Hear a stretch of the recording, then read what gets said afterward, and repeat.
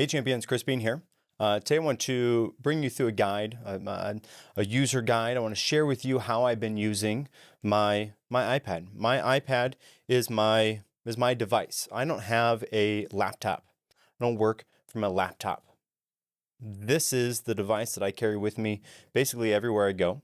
At home, I do have a Mac Mini that I use for certain tasks, but 95 or more percent of my computer workflow happens on this device. So I want to bring you through how I use this because it's probably a bit different than where some other people use it. So hopefully you can gain some insight on what I'm doing, and I want to share those things here with you today.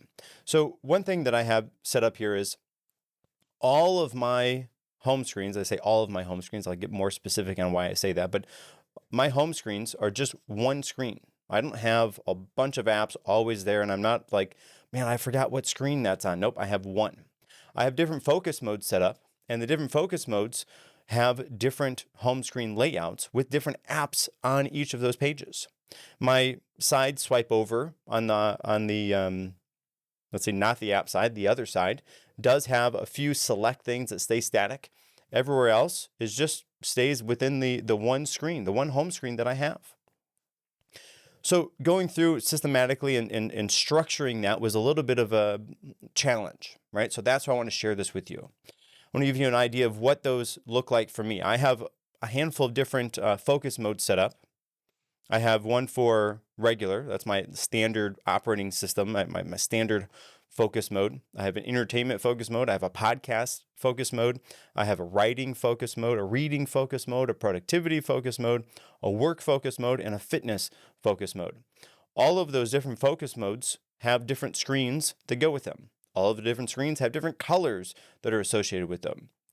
Depending on what focus mode I have, it blocks me out of certain apps. So if I'm in my regular focus mode, I have that block out any type of social media type of app. And then when I go back into the entertainment focus mode, I have access to those entertainment type of apps, right? I want to kind of structure how I'm using my iPad based on what focus mode I'm in.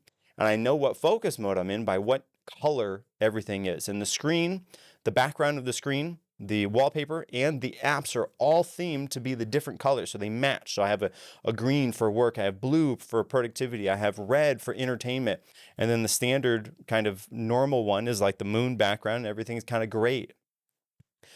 That is something that I do that, again, puts me in the right frame of mind as I'm using the iPad. And the other thing that I have is during the different focus modes, it prioritizes different type of app notifications. So for example, when I'm in a podcast focus mode, like I am right now, I'm recording, when I'm in a recording focus mode, maybe I should change that. But regardless, when I'm in that podcast type focus mode, I don't get phone calls, I don't get app notifications, I don't get anything from anybody. My wife could call me and it wouldn't ring because I use my iPhone for my camera. That's what we're recording this on right now. So because I use my iPhone for my camera, if I get a phone call or a text message or something, that kind of messes up how that workflow goes for me. So I turn all of those things off, right? Don't want to be, don't want that to mess up the recording or whatever else is going on. So not to mention, if I'm recording a podcast, even if I was using a different camera, I don't want my phone beeping and buzzing and ringing while I'm recording a podcast with somebody because that's not professional. So I have that mode that turns all of that off. When I'm in the work mode, it prioritizes all of the work type of things, Slack and whatever emails for those specific people that I need to get in contact with for work. It prioritizes those. And then when I leave that focus mode, it deprioritizes those things, or it doesn't give me the notification for those until I go back into that focus mode. So structuring this in the way that I have was a little bit tough, was a little bit of a strategic breakdown. I pulled from a couple different sources of what people do and how they set this up. But again, I wanted you to see what it looks like. You can see in the home focus mode, I just have the one screen. I have, a handful of things over on one side and the other side. And I have it set up because I kind of use my iPad in landscape mode. So things are positioned so that I can reach them easily with my thumbs. You can see I got stuff on the left side and I got some more stuff on the right side. And then, as we move up to the entertainment type of focus mode, this is where the kind of U-shape layout for the apps begins. It's kind of the first one that has that. And again, I'm prioritizing for where my thumbs sit on the device. That's how I use this device. So I'm prioritizing it for that type of setup. And then, I can reach the center, but those are the apps that I use maybe a little bit less frequently. The high frequency apps are over where my thumbs are. You can see that there. If I move over to the podcast, again, it's a black background. I want it to be full. I'm focused. I'm in the zone for doing the podcast or for the recording, whatever it is that's going on.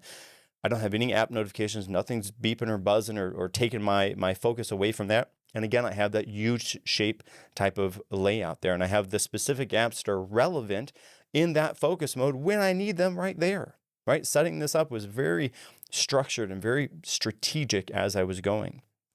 And then moving up to writing. Writing is a kind of a purple background. I just have a handful of apps there. I have, Kindle, I have Notes, I have Books, and I have Google Docs, because those are the things that are relevant or important when I'm in that type of focus mode. Moving from writing to reading. Again, same type of apps, but the color changes. Again, in my head, that color shift, then I know, okay, yep, I'm in mode for this. I'm ready to do this type of work because that's the background. That's the color theme. So theming it like that was a strategic approach to line everything up so that I knew what I was doing when I was in that type of focus mode.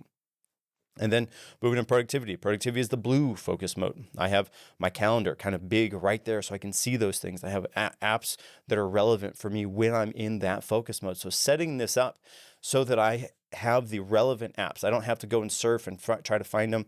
Yes, I have all the apps. If I just swipe, I have the whole app drawer over to the side, all of them. But really, I like to stay inside that one focus mode, right where the one screen is where all of the apps are living. And then as we move out of the productivity focus mode, we move into the work focus mode, green.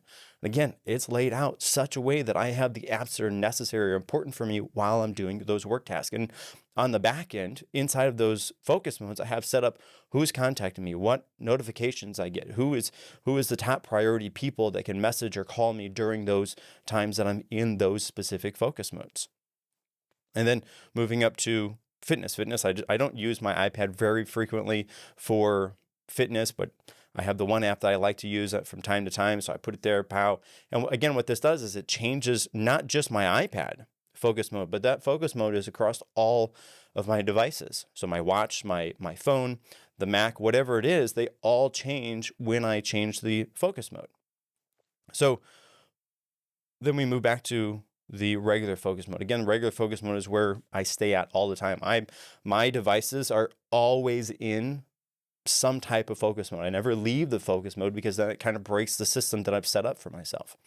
Being in the regular focus mode, everything is kind of there. I have, specific work type of things that I don't have contact me or notify me when I'm in that regular mode until I go back to those things. But more often than not, most apps, most notifications are going to get through when I'm in that regular type of focus mode. On the regular type of focus mode, as you can see, I also have it set up to do a low power mode. My iPad, this is the M1 iPad.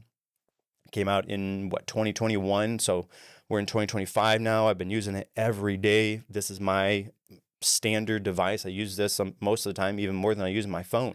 So the battery is probably not as good as it was once upon a time, but nonetheless, that battery saver mode, low power mode, I don't notice hardly any difference. I don't notice any stutter or issues at all. But nonetheless, I have it on because I know in the background it's conserving that battery. And the other thing that I like to do is when I'm at home, in order to have an effort to be on my devices less frequently than otherwise, I have Grayscale set up. And so I have Grayscale set up through an automation in Shortcuts that Grayscale will happen from, this time to this time. It'll be in Grayscale, which is basically when I'm at home, if the family is here.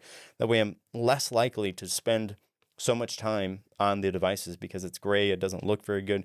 Can I go and turn it off? Yes, I can, but that's an extra hurdle. So I consciously make the effort to not turn off Grayscale mode. But leave it in Grayscale mode. Again, that is a way to prevent me from using the iPad all the time or my phone or whatever it is. So this is my one device, right? I use this for writing scripts. I use this for reading. I use this for so many different things. This is my laptop. This is my computer. This one iPad. And having a device like this, I've had tablets before, but until I got the iPad Pro, I didn't see what the difference was. I got this and I started using it. And I was like, wow, this is so much more powerful, so much more useful than any of the other tablets I've had before. So this is the one device. And in the beginning, it was a little bit of a, okay, I have to just try to, how can I get this to work for me? What can I change or modify in my workflow to get it to work on the iPad? And I've done that. I have the Mac Mini here at my desk. I use that for Zoom calls. So I have podcasts called the Prestigious Initiative. You can go and check that out. We're on YouTube and everywhere you listen to podcasts at. I use that for Zoom calls. Zoom on the iPad, not the best. And I like to use my iPhone as the camera through continuity camera. The Mac works super good with that. At least at the time that I got the Mac Mini, that wasn't something that worked with the iPad. To be completely honest, I don't know if continuity camera works with the iPad now, but nonetheless, I use it for that. I use the Mac for editing the audio for the podcast episodes. Can I do that on the iPad? Yes. Have I done that before? Yes, but it is a little bit easier to use Audacity through my Mac than it is to use something like one of the, there's actually a bunch of apps, but one of the apps that you can use on here is not quite as good of a workflow for me as I found what Audacity is on the Mac. So there's a few downfalls. Got the Mac, it's there. I use that sparingly at best. This is my daily device, the iPad. So hey, if this resonated with you, if you like this type of videos, you'd like to know more about how I use this, and in fact, if you would like to see me do a tutorial about how to set up the different focus modes and then the automation that I have, the shortcut that runs and makes it so you can select these things, let me know. I'll be happy to do a video on that. Just put that into the comments. Hey, I want to see the tutorial. Pow. Great. We'll shoot that up. Until next time, this is Chris Bean signing off.